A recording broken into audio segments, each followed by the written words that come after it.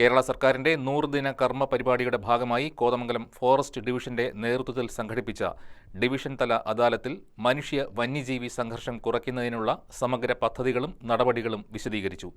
അദാലത്ത് Shibu Thekkumpuram MLA ഉദ്ഘാടനം ചെയ്തു.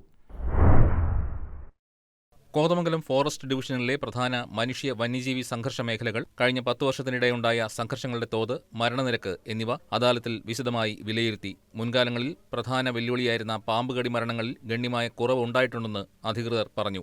മനുഷ്യ വന്യജീവി സംഘർഷം രൂക്ഷമായ പഞ്ചായത്തുകളിലും നഗരസഭാ പ്രദേശങ്ങളിലും നിലവിലുള്ള പ്രശ്നങ്ങൾക്ക് പരമാവധി പരിഹാരം കാണുന്നതിനുള്ള പ്രവർത്തന പദ്ധതികൾ നടപ്പിലാക്കും. കോൺഫ്ലിക്റ്റ് ലാൻഡ്സ്കേപ്പായി തിരിച്ചറിഞ്ഞ 12 മേഖലകളിലെ പരാതികൾ 100 ദിവസത്തിനകം തീർപ്പാക്കുകയാണ് ലക്ഷ്യമെന്നും അധികൃതർ പറഞ്ഞു. അടിയന്തര പ്രാധാന്യമുള്ള പരാതികൾക്ക് മുൻഗണന നൽകി വേഗത്തിൽ പരിഹാരം ഉറപ്പാക്കുമെന്നും അധികൃതർ കൂട്ടിച്ചേർത്തു. വന്യജീവി സാന്നിധ്യം മുൻകൂട്ടി തിരിച്ചറിയാൻ AI അധിഷ്ഠിത മുന്നറിയിപ്പ് സംവിധാനങ്ങൾ വ്യാപിപ്പിക്കും. വന്യജീവികൾ ജനവാസ മേഖലയിലേക്ക് എത്തുന്ന സാഹചര്യങ്ങൾ ശാസ്ത്രീയമായി പഠിച്ച് അതിനനുസരിച്ചുള്ള പ്രതിരോധ നടപടികൾ ശക്തിപ്പെടുത്തുമെന്നും വനംവകുപ്പ് അധികൃതർ യോഗത്തിൽ അറിയിച്ചു.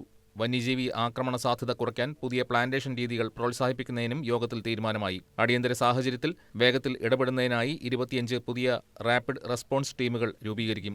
കാട്ടുപന്നി ശല്യം നിയന്ത്രിക്കുന്നതിന് പഞ്ചായത്ത് തലത്തിൽ എംപാനൽഡ് ഷൂട്ടർമാരെ നിയോഗിക്കുന്ന സംവിധാനവും ഓരോ പഞ്ചായത്തിലും പ്രാദേശിക റെസ്പോൺസ് ടീമുകൾ ശക്തിപ്പെടുത്തുന്നതിനുള്ള നടപടികളും പുരോഗമിക്കുകയാണെന്ന് അധികൃതർ അറിയിച്ചു.